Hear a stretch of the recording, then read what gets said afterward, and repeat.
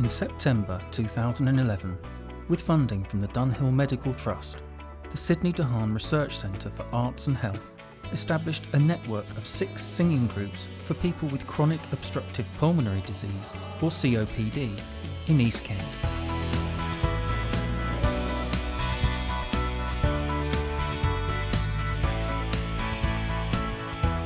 Over 100 people with mild to very severe COPD participated in the study, which ran until June 2012.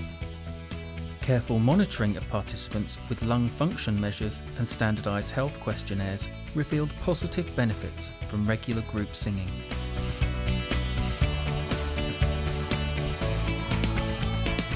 In the first of 3 short films about the research and its findings, Sonia, Project Musical Director, describes the approaches to facilitating singing for people with breathing difficulties adopted in this study.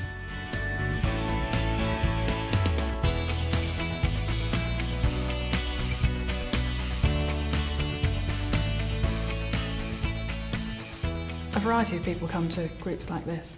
People, most of whom have COPD, some have asthma as well, but there are other comorbidities such as diabetes, cancer, dementia, heart failure, and in one case a double lung transplant.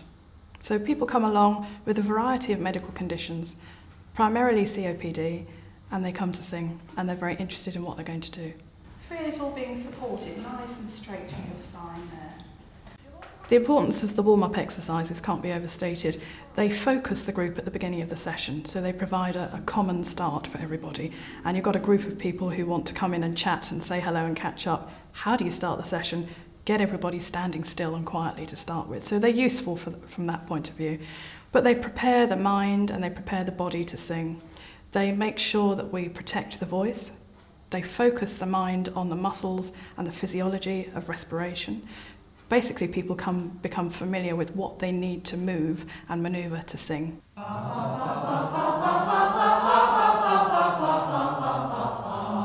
We choose a variety of songs, having looked quite carefully at the kind of breathing we're going to ask our participants to do for each one. For example, Cockles and Mussels requires controlled breathing, but in short phrases, so it's a good one to start the session with or to use fairly early on.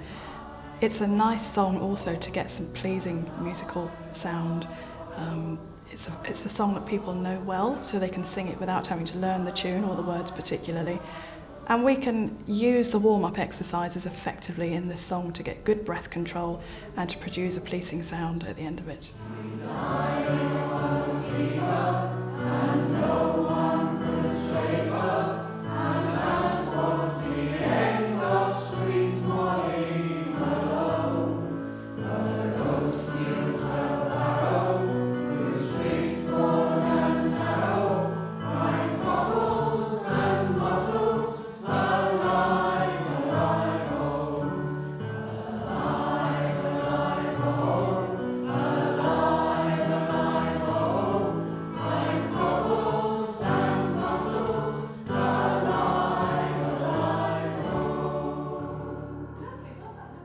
The Hi-de-Hi song is very, very good at working the diaphragm. It's short, sharp phrases.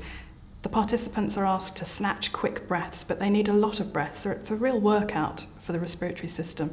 It's also fairly high at times, and it requires a pleasant, happy disposition. You can't sing this song and be grumpy, and it's a fun, harmonic song, easily learnt in parts, which is very pleasing musically.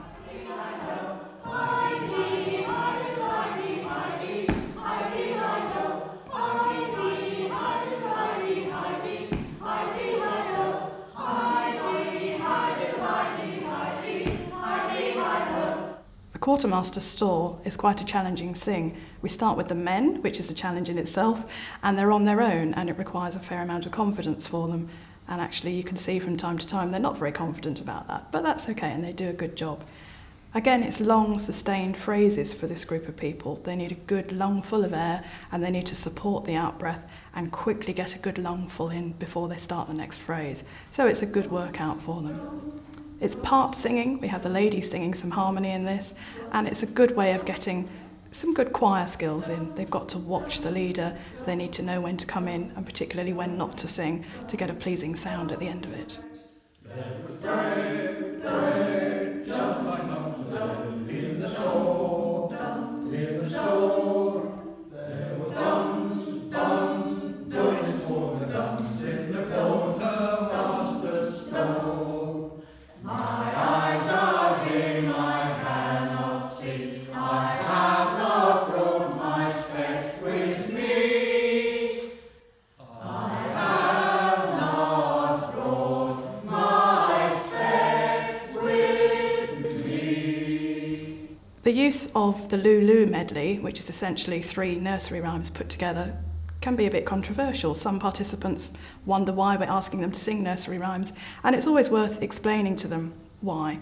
They know the words, they don't have to learn them. We don't waste time on learning words or tune. We can get them singing and producing a good sound and actually singing 3 songs together at the same time, which is pleasing. And again, there are different styles of singing, long phrases, short phrases. It's a good workout for them.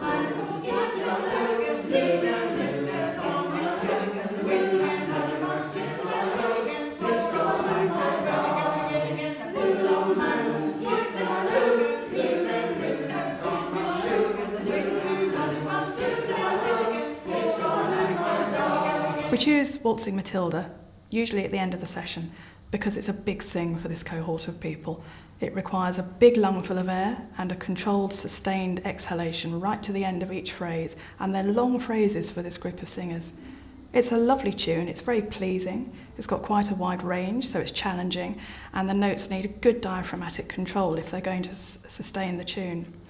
Remember that this is a group of singers, some of whom rely on their emergency inhaler for things like getting in and out of the car, going up and down stairs, doing the shopping, washing and dressing. And yet here they are after an hour of respiratory workout, standing up and singing this song really quite easily and getting great pleasure from it. So that's why we choose Waltzing Matilda.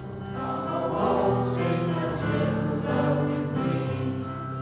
Waltzing Matilda, waltzing Matilda.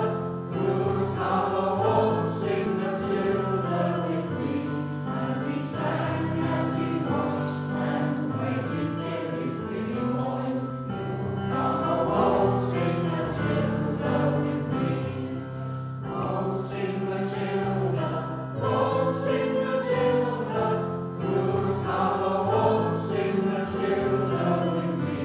And he sang as he washed, and waited till his really warm. Who'll come a waltzing Matilda with me?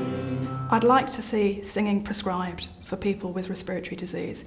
We prescribe exercise for people who medically would benefit from it, and a lot of these people with respiratory disease can't undertake formal exercise, it's just a bit beyond them, but they can sing, and they do sing, and the results are incredible, and it is a form of exercise for them. And I'd like to see us in the future prescribing it on the NHS in the same way that we prescribe exercise.